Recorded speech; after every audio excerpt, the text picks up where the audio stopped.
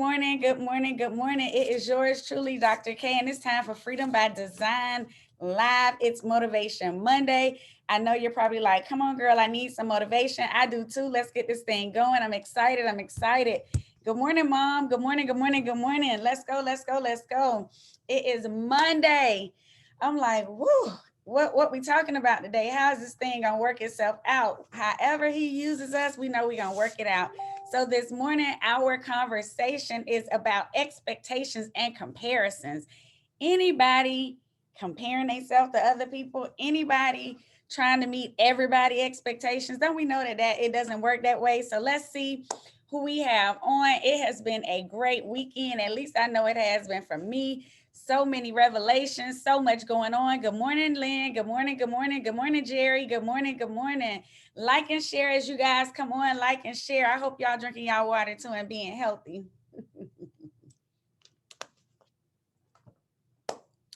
Good morning, good morning. Hey, Princess. Thank you for tuning in. Good morning, good morning, good morning. So, yes, yes, and yes, y'all see I'm already ready for this good weather we're about to have this week. I am already excited and ready to make it happen.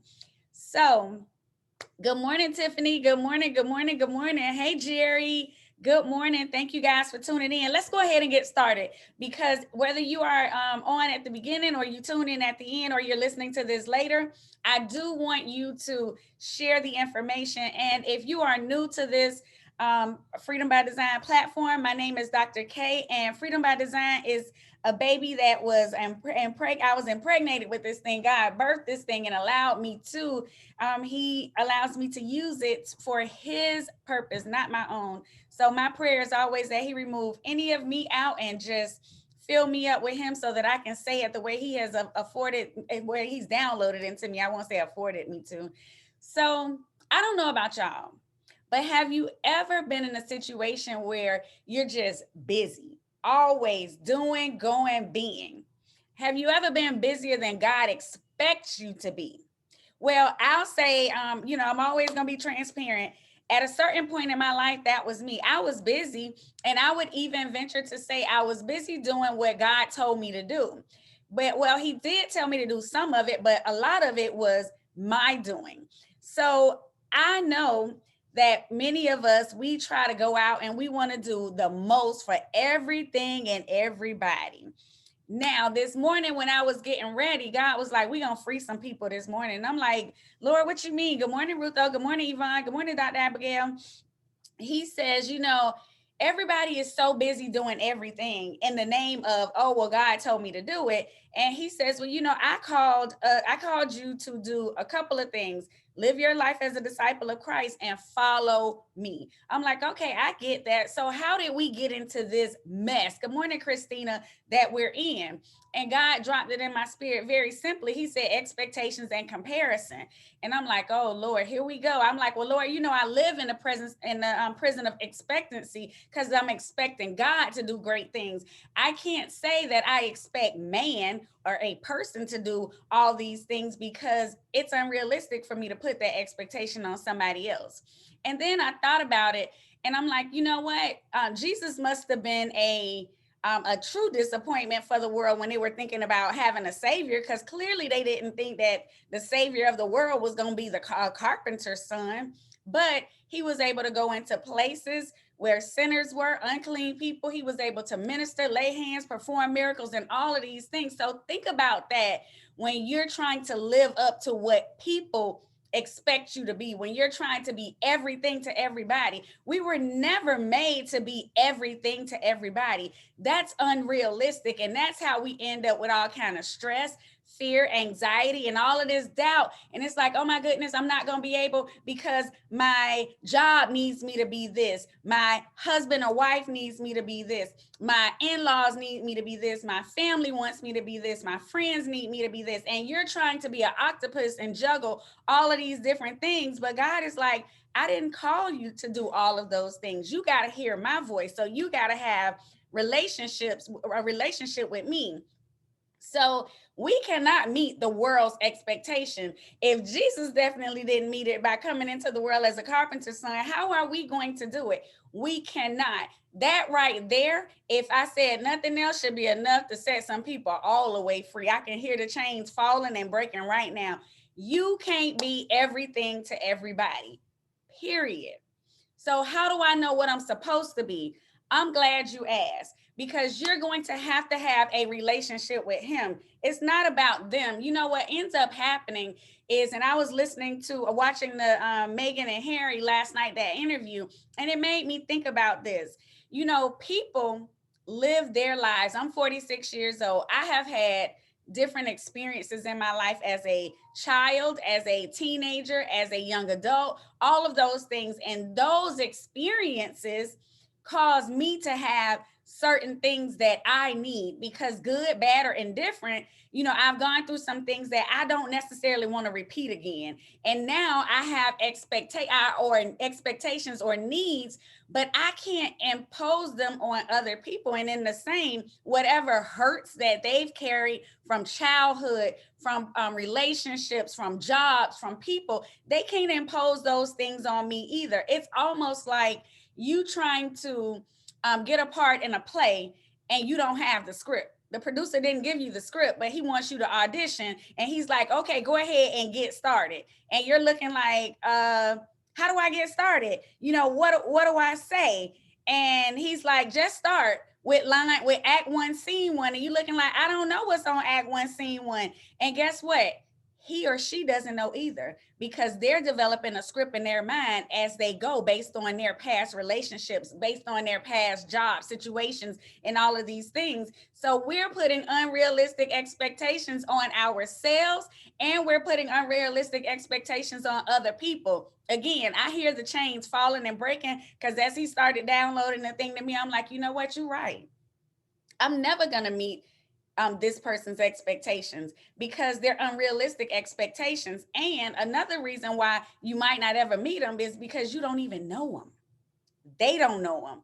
They're changing. They're based on our past experiences. So you've met a person right here, right now in 2021, and you're wondering why they're acting the way they're acting, because from 1991 through 19 or through 2005, they went through a lot of hurt, a lot of pain. You have no idea, but you're trying to roll into it. Or even a job. They had a previous person in charge who was a nightmare, who didn't handle funds correctly, who didn't do the things they needed to do. They didn't train people. And now you come into the role and they want to micromanage you because of past experiences. You didn't get the script. And a lot of times they don't even realize that they're putting you in a position where he or she will never be able to meet my expectations, because they don't even know them. I don't even know them. I can't even articulate what it is that I want, because it's different today. It's different tomorrow. Something might trigger me today, and then something might trigger me tomorrow. So what was good for me today will look different. So guys, when we're talking about man, understand that the odds are already stacked against us. So it's not about us pleasing man. It's not about that. Second Corinthians says, fix our eyes on not on what's seen, but what is unseen. Because guess what? What is seen is temporary, but what is unseen is eternal. So what that says is, I can't have my eyes fixed on this, just on this one little thing right here. Okay, I gotta go in here and I'm gonna go in this job and I'm gonna try to get all the way to the top and I'm gonna do it and XYZ. You don't know what forces are at bay. What I want to try to do is make sure I say, God, where are you having me to go in this season? What is it that you want me to do? How can I do it? And I can't be anybody else. I can only be me, because that's where that other thing comes in, that comparison. It's a whole big lie.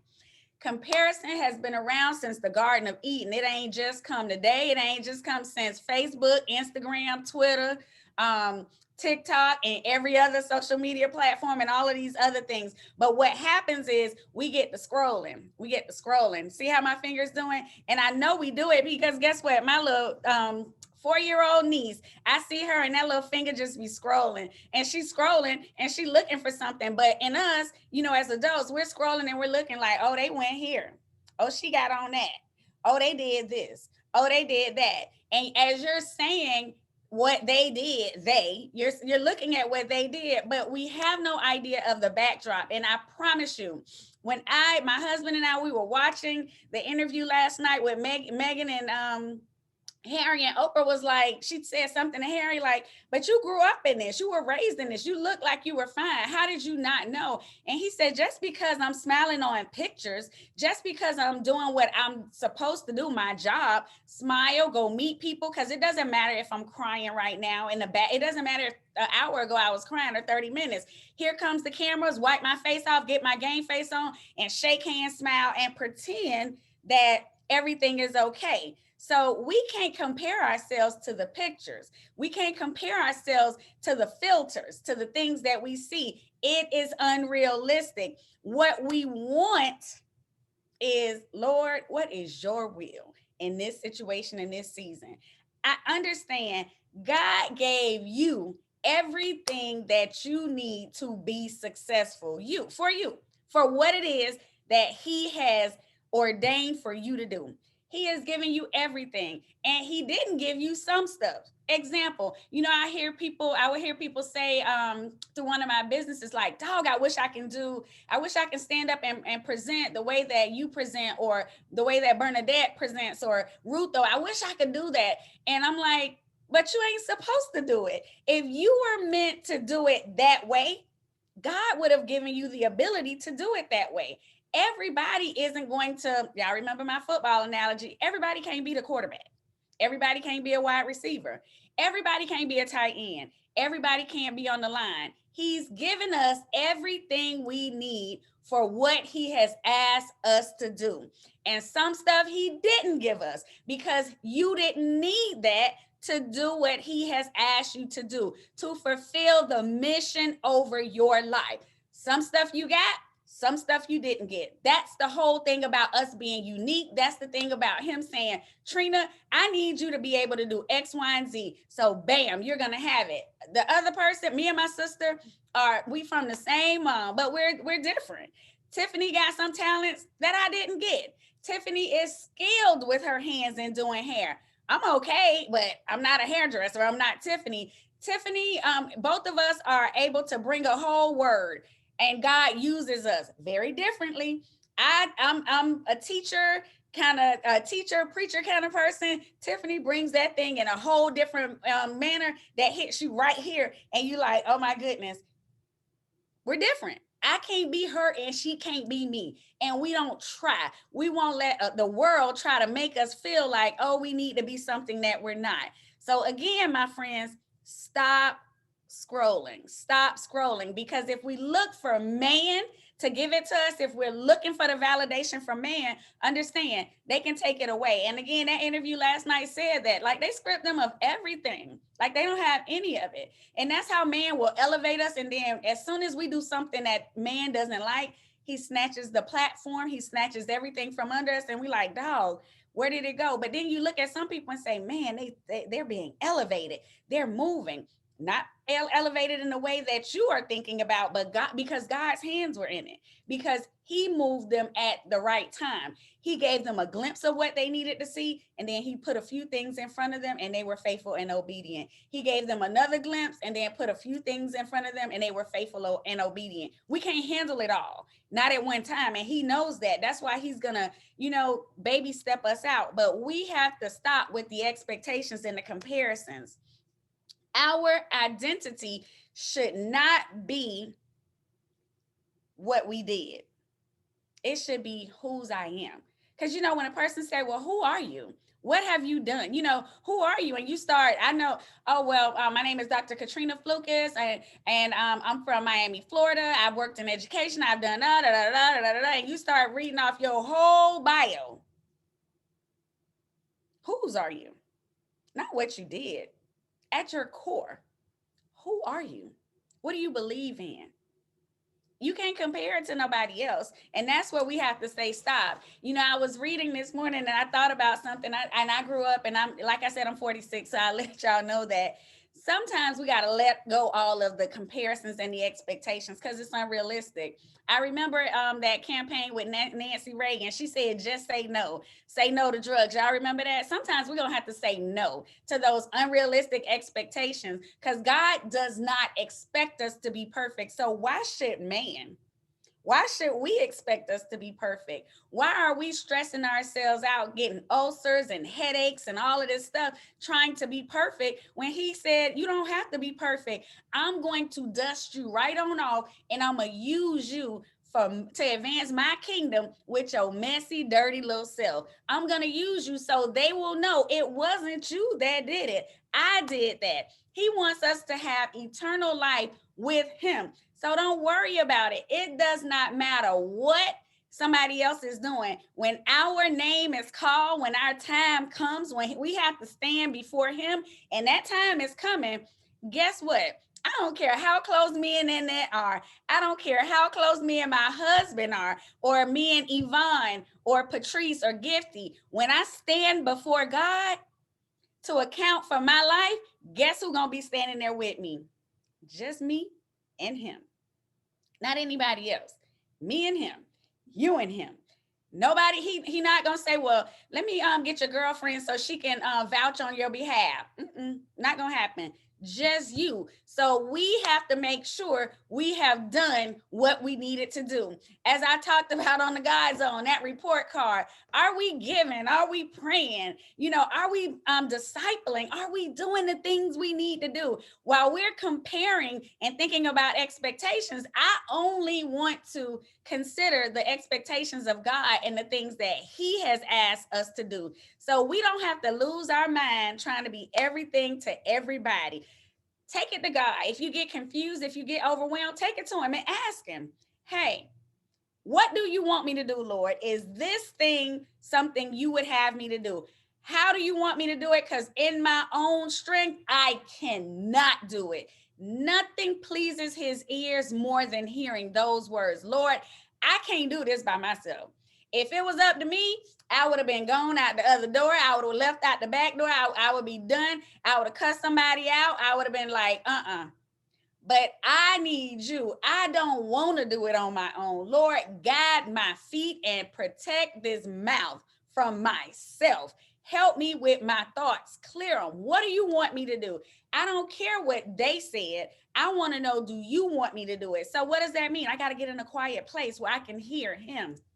And usually I hear him in here, but sometimes I hear his voice just like I can hear my husband's voice, super clear. So we have to make sure we're asking him. Another question, is this situation or this thing a requirement for my life's mission that you have for me? Not the world, not the script not the position I'm auditioning for, because with God, you don't have to audition.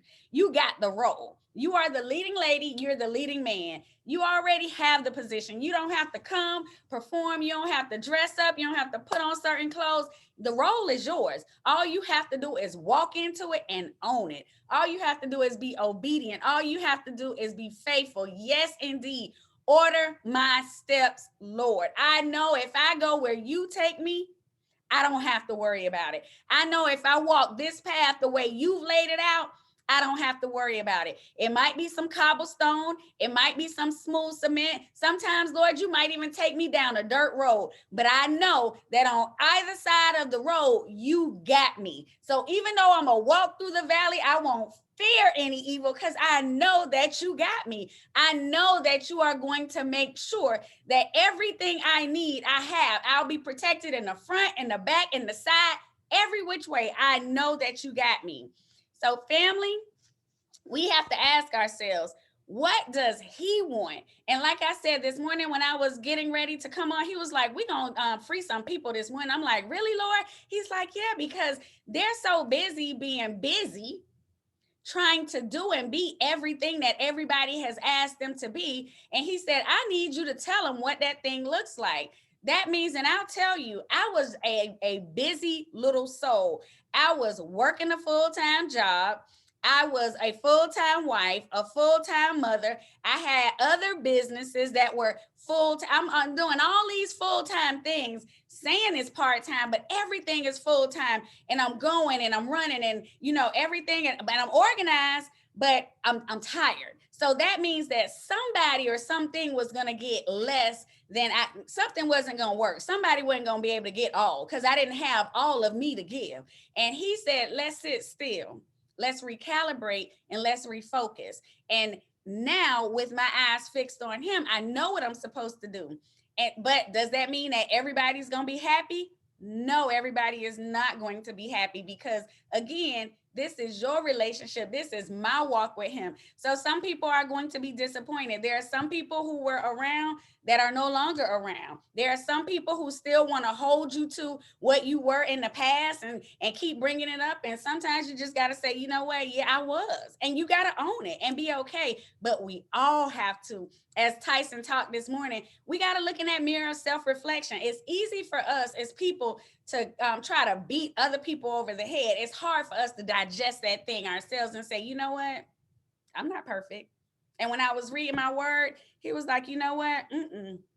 Micah 6:8 says, he has shown the old man what is good, what the Lord requires: to act justly, to love mercy, and to walk humbly.